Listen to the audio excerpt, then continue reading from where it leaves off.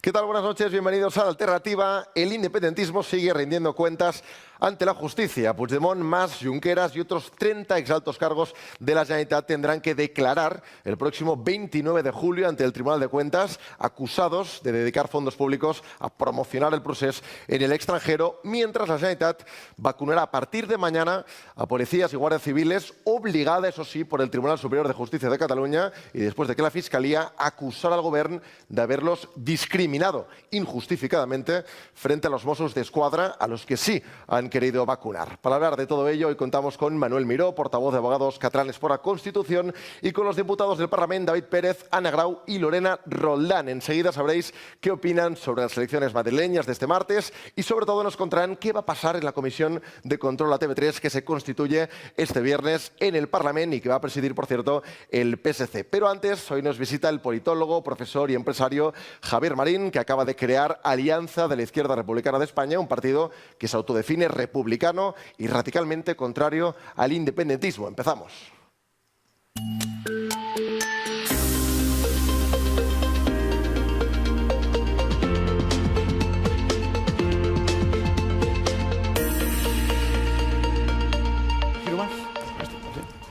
Javier Marín, muy buenas noches. ¿Qué tal? Muy buenas noches. Bienvenido a La Alternativa. Gracias por la invitación.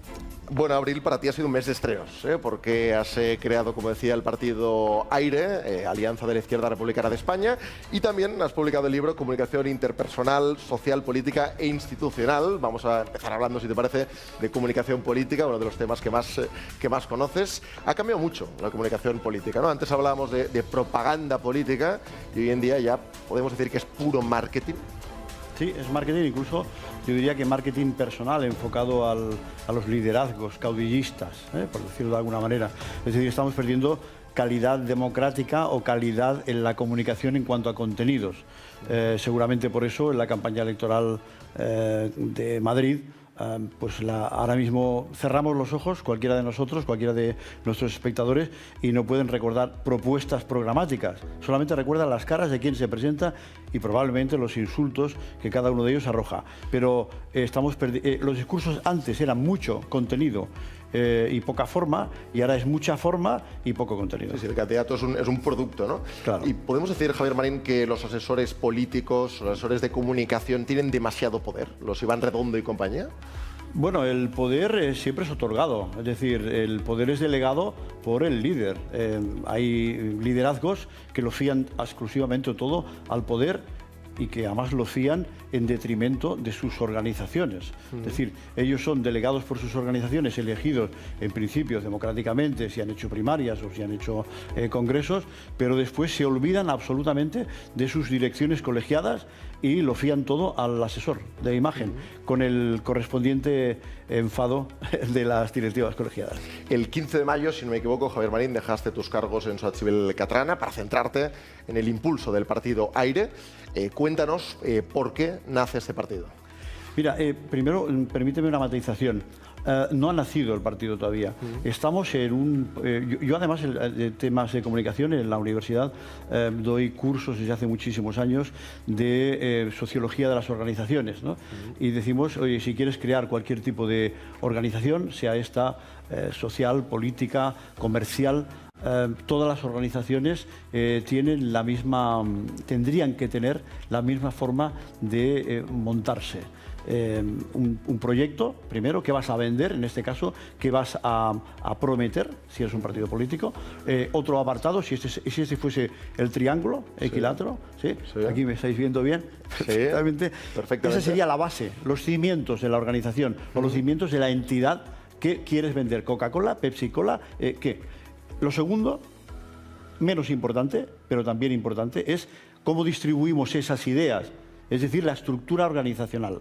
Lo vas a hacer a nivel de Cataluña, lo vas a hacer a nivel estatal, lo vas a hacer a nivel internacional, porque la estructura cambia, ¿sí? Y ahí estamos en la estructura, en este caso, si hablamos de partidos, de partido. Y lo último, que todo el mundo pone lo primero, por eso fracasan, entiendo yo, lo último es quién va a liderar ese proyecto. Es decir, alguien o muy pocos ciudadanos saben si han depositado sus dineros en una cuenta bancaria o una entidad. Lo hacen por la confianza generalmente, por la trayectoria. ¿Alguien se sabe el nombre de quién es el director general de la Caixa o del BBVA o del Santander o de tal? La inmensa mayoría de la gente no lo sabe. En los partidos políticos pasa al revés. Primero te afilias al partido de Albert Rivera o al partido de Pablo Iglesias o al partido de Pedro Sánchez, y cuando alguno de esos líderes cae, como ya ha pasado, se cae toda la organización. Porque no hay base ideológica, porque no hay estructura de contenidos y porque las organizaciones están montadas en función de la adoración o de la no contestación, nunca no poner en duda, no cuestionar las decisiones del líder. Por lo tanto, vosotros estáis en esa fase, ¿no? De construir los cimientos ideológicos del partido. Exacto, hemos empezado en enero. Mira, te he traído, además, ese es el dibujo de una de las transparencias que hacemos en clase, ¿no? Es decir, esto es lo que acabo de explicar. Esta sería la base, las ideas que quieres vender, ¿sí? Después aquí sería la organización, la estructura, cuántas entidades, cuántas agrupaciones, cuántas formas para difundir esas ideas. Y lo último es quién lo lidera. Y los que venimos de la cultura romántica, de habernos formado cuando las grandes tradiciones de las luchas latinoamericanas en contra de las dictaduras, siempre decimos, lo importante, si esto fuera una organización piramidal, como el ejército, es en esas organizaciones no había ni generales, ni tenientes coroneles, ni coroneles, había comandantes, pero comandantes al mismo nivel transversal, de tal forma que si alguno caía, porque estamos hablando de guerrillas en aquellos momentos revolucionarios, si alguno caía, los otros continuaban el proyecto. Esa era la garantía del futuro del proyecto, que no dependa todo de un líder. Pues esa sería la estructura. Y la otra cuestión, lo que me estabas preguntando, es la fase en la que estamos. Es decir, son tres fases, ¿sí? Una primera fase que es agruparnos todas aquellas organizaciones que en torno al día 3 de diciembre nos reconocimos luchando contra la lapidación del idioma español en la educación. ¿Sí? Que salimos a la calle el 3 de diciembre en aquella manifestación. A partir de aquí ya 4 organizaciones nos hemos conjurado para arrancar este proyecto y estamos en la fase de los cimientos. Estamos ya acabando todo el corpus doctrinal, es decir, con una metáfora que todo el mundo entenderá. ¿Queremos ir juntos a algún sitio? Sí. Bien, pues definamos primero cuál es ese sitio. En la metáfora de unas vacaciones, lo primero que comentaríamos es, oye, tenemos los mismos intereses, ¿tú dónde quieres ir? Pues yo a Moscú, pues mira, yo quería ir a Estocolmo, no, pues yo quiero ir a La Habana. Bueno, si no estamos de acuerdo primero en esto, ya no seguimos hablando. Y cuando ya hemos definido esos objetivos, dónde queremos ir, que ya estamos acabando, 30 de abril, acabamos esto, la segunda fase que empieza ya, mayo-junio, es la estructura. ¿Cómo nos organizamos? ¿Sí? ¿Cómo organizamos esa estructura? Y la última, los liderazgos tienen que surgir de forma democrática. ¿De dónde? De un congreso. El congreso probablemente lo estamos todavía contemplando si lo haremos en julio o lo haremos en septiembre. Pero estamos ahí, es decir, porque hay que hacer el parón de julio y agosto, y también porque estamos esperando que avance el tema de las vacunaciones para que el congreso sea presencial, para que la gente se pueda reconocer. Decíais antes hacia dónde queremos ir, ¿no? Hacia dónde seguro que no queréis ir es hacia el nacionalismo. Exacto. Por tanto, imagino que es una de las cosas que, según vuestra opinión, os distingue del Partido Socialista de Cataluña. Cuéntanos por qué crees que la izquierda en Cataluña, sobre todo, ha abrazado el nacionalismo. Además, tú estuviste en el PSC. Cuéntanos por qué lo dejaste y en qué os vais a distinguir del PSC. Mira, estuve 40 años en el PSC y antes, la dictadura, 10 años en el Partido del Trabajo. Y de esos errores, pues al final uno aprende mucho. El error fundamental es la falta de coherencia entre lo que se predica y lo que se practica. Por recordar algo que está en la retina todavía de los ciudadanos, Pedro Sánchez hizo una campaña electoral con 14 banderas españolas detrás, ¿os acordáis? Y diciendo, no pactaré con los independentistas, no pactaré con Podemos. Bueno, al día siguiente pactó con ambos. Nosotros, a raíz de eso, de esas contradicciones, hemos visto que hay un nicho, que dirían los comerciales, de mercado, es decir, hay un nicho político. En la izquierda española, que no quiere ningún tipo de componendas con el independentismo, solo estamos nosotros, no hay nadie más. Ese espacio es el que queremos cubrir. Si estuviese cubierto ya por otra organización, no apareceríamos, no seríamos necesarios. Somos necesarios porque hay espacio político. Y de Podemos, imagino que tampoco os sentís a gusto dentro en absoluto. Del partido Podemos. En absoluto. ¿En qué se ha equivocado Podemos? Claro. Y también en qué os vais a distinguir. ¿Y por qué creéis, como te decía antes, que la izquierda ha abrazado tesis nacionalistas? Mira, primero, Podemos, como comentaba antes, es un partido caudillista. Cuando caiga el caudillo, que está a punto de caer, caerá el partido, ¿sí? Igual que le ha pasado a Ciudadanos. Lo que nos estamos planteando es, Podemos nos identifica más la política social y económica, es decir, el reparto de la renta, la relación inversa, el reparto o la eliminación de la pobreza, ¿sí?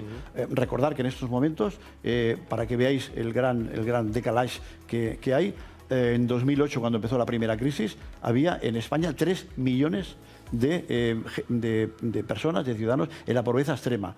Hoy, después de 12 años, con gobiernos del PP, con gobiernos aquí independentistas, hay 4 millones. Y los 1.000 millonarios han aumentado exponencialmente. Había 127.000 en 2008 y ahora hay 1 millón de 1.000 millonarios. Es decir, que se está haciendo el reparto de la pobreza absolutamente injusto. Ahí es donde nosotros queremos también incidir.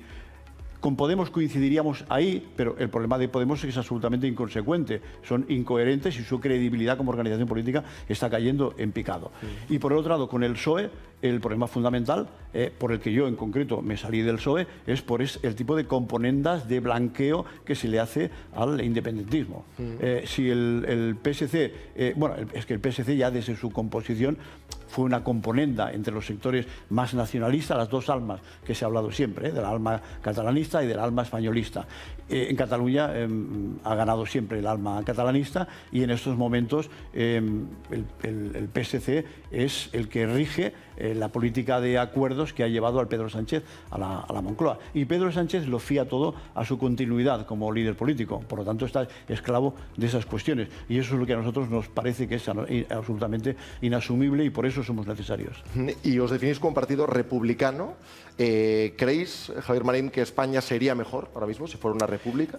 Mira, el tema de la república es simplemente un principio elemental de democracia, que viene no de ahora, de hace 250 años, de los principios de la Revolución Francesa de libertad, igualdad, fraternidad. No hay, en este caso, libertad si tú o yo tuviéramos ambiciones, mérito y capacidad y quisieran nuestros ciudadanos y no podemos aspirar a la presidencia, perdón, a la jefatura de Estado. Entonces, que desde la cuna hasta la tumba estén garantizadas las vidas de familias enteras y seamos heredables sus conciudadanos es absolutamente inadmisible. Es decir, la democracia se entiende cuando hay una república. Si hay una monarquía, es una democracia incompleta.